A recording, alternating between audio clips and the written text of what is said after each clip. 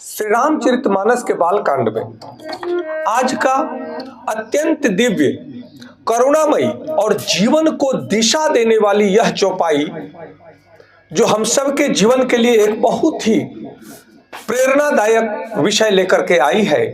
इस चौपाई पर हम विचार करेंगे, चर्चा करेंगे, जो हमें निस्वार्थ भाव से सेवा करना, दूसरों का उपकार करना और धर्म का अमर संदेश हमें देती है।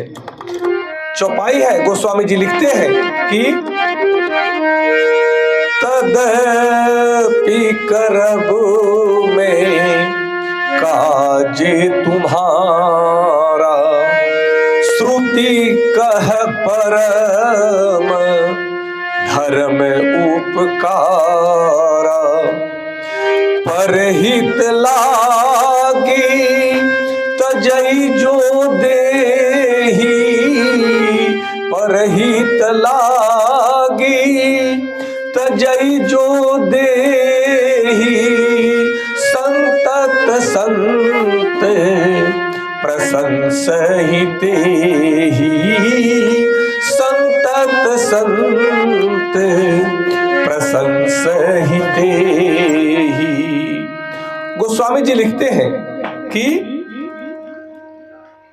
कामदेव जी कहते हैं कि यद्यपि यह कार्य मेरे लिए अत्यंत ही कठिन है, मेरे जीवन के लिए हानिकारक है, फिर भी हे देवताओं, मैं तुम्हारे हित के लिए इस कार्य को जरूर करूंगा, अवश्य करूंगा, क्योंकि वेद कहते हैं कि जो परोपकार के लिए कार्य करता है वही धर्मात्मा है, अर्थात परोपकार ही परम धर्म है।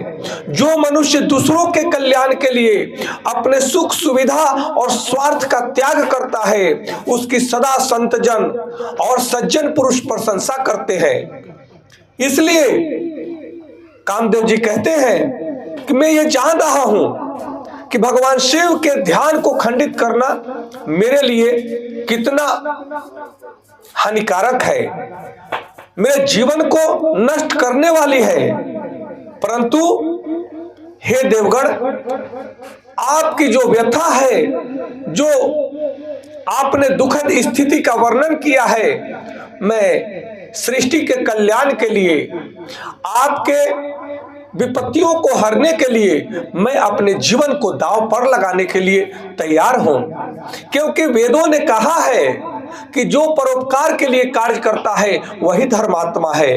मैं वेद के सिद्धांतों का पालन करते हुए मैं इस परोपकार के कार्य को अवश्य करूंगा। स्वार्थ नहीं, सेवा ही सच्चा धर्म है। कहा जाता है कि बिना स्वार्थ का जो व्यक्ति सेवा करता है वही धार्मिक है, वही सच्चा धर्म है। जो दूसरों के दुख को अपना दुख समझता है और दूसरों के दुख को अपना समझकर उसके दुख का निवारण करने का प्रयास करता है, वास्तव में वही धर्मात्मा है। यह हमें समझना चाहिए। इसीलिए वेद हमें कहते हैं कि व्यक्तिगत से अर्थात व्यष्टि से समष्टि की ओर आगे बढ़ो। निस्वार्थ सेवा ही ईश्वर की वास्तविक पूजा है। इसलिए ईश्वर को प्रसन्न करने का सबसे सरल मार्ग है कि आप अपने जीवन में अपने मन को पवित्र करना चाहते हैं, ईश्वर को खुश करना चाहते हैं, ईश्वर की सेवा करना चाहते हैं, तो किसी दुखी का दुख हरने का प्रयास कीजिए। किसी निराश व्यक्ति को आशा दें, विश्वास दें और किसी भूखे को भोजन दें। किसी टूटे हुए व्यक्ति को सहारा दें। यही ईश्वर का सच्ची भक्ति है। जो यह करता है वह बिना कुछ किए भी वह ईश्वर का सबसे प्रिय व्यक्ति होता है, क्योंकि ईश्वर व्यक्ति रूप में प्रकट भी होते हैं, क्योंकि ईश्वर शक्ति है। वह शक्ति व्यक्ति के रूप में ही प्रकट होती है। इसलिए ईश्वर के अनुकूल कार्य करने वाला सदैव ईश्वर को प्रिय होता है। कहा जाता है, हमारे ऋषि मुनि कहते हैं कि त्याग में ही सच्चा सुख छिपा है। यह संसार सिखाता है कि लेना सीखो, यह सांसारिक धर्म है, परंतु हमारा धर्म सिखाता है कि देना सीखो। इस सिद्धांत को समझने की आवश्यकता है। जो व्यक्ति देता है, यह प्रकृति अर्थात ईश्वर उसे बहुत कुछ देते हैं, और जो व्यक्ति हमेशा हाथ पसारे रहता है, मांगने का, लेने का प्रयास करता है, वह सदैव पूरे जीवन में वह लेने का ही आशा में रहता है, वह दान नहीं कर सकता। इसलिए जो देता है, दान करता है, ईश्वर उसे बहुत कुछ देते हैं। इस सिद्धांत को आप अपने जीवन में अपना करके देखेंगे, आपका जीवन धन्य हो जाएगा। यह केवल कहावत नहीं है, यह केवल हमारे वेद ग्रंथों की बात नहीं है, यह प्रैक्टिकल है। जो व्यक्ति धर्म कार्य में दान देते हैं, जो व्यक्ति दूसरों की मदद करते हैं, ईश्वर अदृश्य रूप में किसी न किसी व्यक्ति के रूप में प्रकट होकर के उसका मदद करते हैं, उसको संपन्न बनाते हैं। जो केवल अपने लिए जीता है, वह भीतर से सदैव खोखला रहता है, दुखी रहता है, और जो दूसरों के लिए जीता है, वह भीतर से आनंद से भर जाता है। वह निरोग, आनंदमय और स्वच्छंद भाव का अनुभव करता है। इस बात को समझना अति आवश्यक है। हमारे संतों की दृष्टि में वही महान है जो परहित के लिए अपना शरीर, समय, धन और सुविधा का त्याग करता है। कहा गया है कि जो तन, मन और धन से समाज की सेवा करता है, राष्ट्र की सेवा करता है, दूसरों की सेवा करता है, वह व्यक्ति सदैव ही श्रेष्ठ कहा जाता है, और उसकी समाज पूजा करता है, और उसी के जन प्रशंसा करते हैं। वही प्रशंसा के पात्र है, वही सच्चा महापुरुष है, और वही इतिहास में अमर होता है। इस बात का ध्यान देना अति आवश्यक है कि आज का मनुष्य पूछता है कि मुझे इससे क्या फायदा। वो पूजा करता है भगवान का, तभी उसके मन में होता है कि मैं पूजा कर रहा हूं, आखिर इससे मुझे क्या लाभ है।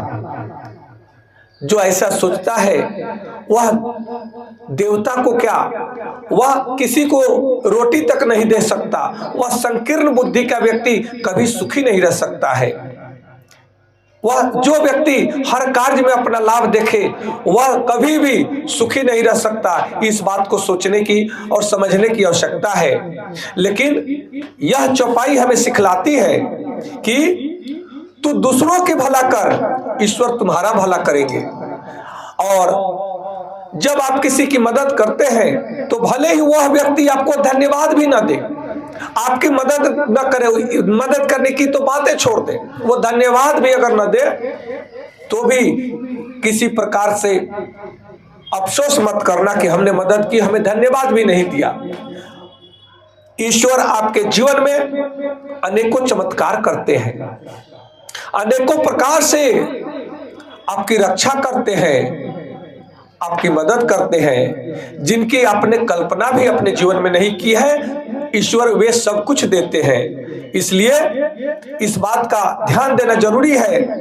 एक छोटा सा एक प्रेरक कथा है, छोटी सी, कि एक संत ने अपने शिष्य के पास बुला करके अपने शिष्य को बुलाए, बैठाए और कुछ धार्मिक बातें करने लगे। शिष्य गुरु जी से पूछता है कि महाराज जी, आपने जीवन भर दूसरों की सेवा की, दूसरों को ज्ञान बांटा, दूसरों को जीवन जीने की कला सिखलाई, आपको क्या मिला? संत मुस्कुरा करके बोले कि तुम नहीं जानते कि मुझे क्या मिला। मुझे वे सब कुछ मिला जो इस सांसारिक व्यक्ति धन से नहीं खरीद सकते। जो धन से नहीं खरीदा जा सकता, वह सब सुख हमें मिला है, वह संपत्ति हमें मिली है। उस संपत्ति में सबसे महत्वपूर्ण क्या है कि सबसे पहले मन की शांति, आत्मिक आनंद। जब मन की शांति मन में होती है, मन शांत होता है, तब वह ध्यान में लीन होता है, एकांत में भी आनंद की अनुभूति करता है, उसे आत्मिक आनंद की प्राप्ति होती है। और आत्मिक आनंद जहाँ पे है, ईश्वर का सानिध्य वही है, ईश्वर का चरण वही है, और हम ईश्वर के शरणागत रहते हैं। कहीं दूर जाने की आवश्यकता नहीं है, हमें इसी भाव में जीना है। ईश्वर हमारे भीतर है, ईश्वर सर्वत्र व्याप्त है, वह हमारे भीतर भी है, हमारे बाहर भी है। इस भाव को समझने की आवश्यकता है। अपने जीवन में जो व्यक्ति यह 3 अमृत सूत्र को अपनाता है, उसका जीवन धन्य हो जाता है। वह सौभाग्य को पाता है कि प्रतिदिन हमें आपको एक संकल्प करना चाहिए कि हर दिन एक न एक व्यक्ति को निस्वार्थ भाव से मदद करें। मदद केवल धन से नहीं होता, मदद उसकी सेवा करके, उसे अच्छा मार्गदर्शन करके, उसे ज्ञान का दान करके हम उसकी मदद कर सकते हैं। उसके चिंता का हरण करके हम उसकी मदद कर सकते हैं। किसी की पीड़ा को देख करके हमें मुंह नहीं फेरना चाहिए। हमें किसी की पीड़ा को देखकर उसकी पीड़ा को खत्म करने की, समाप्त करने का प्रयास करना चाहिए। और सेवा को बोझ नहीं बल्कि अपना सौभाग्य समझना चाहिए कि ईश्वर हमें उस लायक बनाए हैं कि हम किसी की सेवा कर सकें। इसलिए प्रतिदिन प्रार्थना करें कि हे ईश्वर, आप हमें ऐसा सामर्थ्य दें कि मैं तन मन और धन से किसी की सेवा कर सकूं। इसलिए सेवा करने में किसी भी प्रकार का कंजूसी नहीं करना चाहिए। यदि आप सच में ईश्वर को पाना चाहते हैं तो लोगों से प्रेम करना सीखें। यदि जीवन में सच्चा सुख चाहते हैं तो दूसरों का दुख हरना सीखें। यह चौपाई हमें परोपकार की भाव को प्रबल बनाती है, जो परम धर्म है।